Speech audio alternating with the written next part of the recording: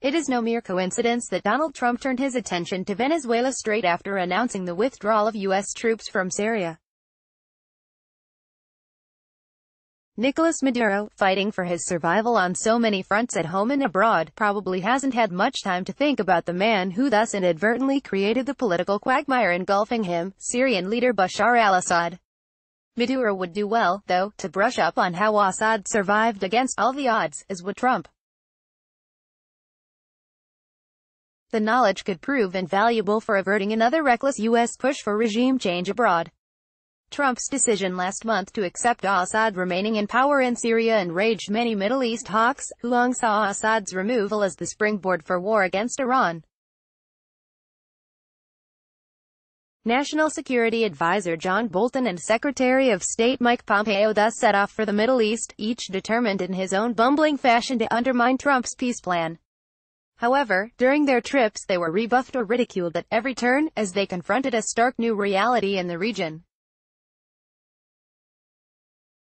The Gulf monarchies and Israel, having concluded that neither Trump nor the international community had any stomach for war against Iran, or even unreservedly backing U.S.-imposed economic sanctions, secretly agreed that Turkey should henceforth be seen as the overriding regional security threat because of its leader's promotion of political Islam.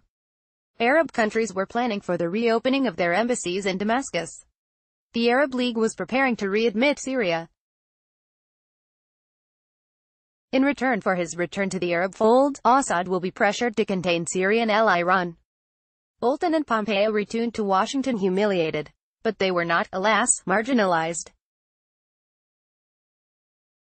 For the great tragedy of Trump's presidency is that America's military-industrial complex cannot survive without an external enemy, and because Trump needs the support of its representatives in the Senate, he cannot survive without bowing down to the demand for endless war. Overnight, in the predictably compliant American media, Maduro thus became the new evil foreign dictator who has to go.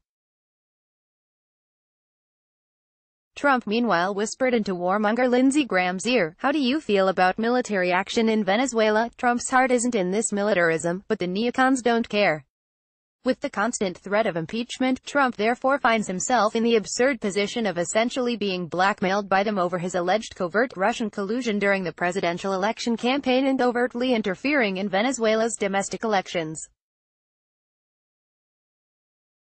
Will Trump go so far as to authorize military intervention in Venezuela? Thankfully, that remains unlikely, despite John Bolton's little stunt with the notepad saying 5,000 troops to Colombia.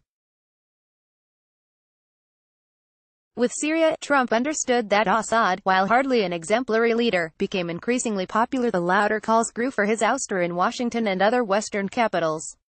As in Venezuela, the Syrian opposition was fragmented, opportunistic, corrupt and sometimes bought off by foreign players.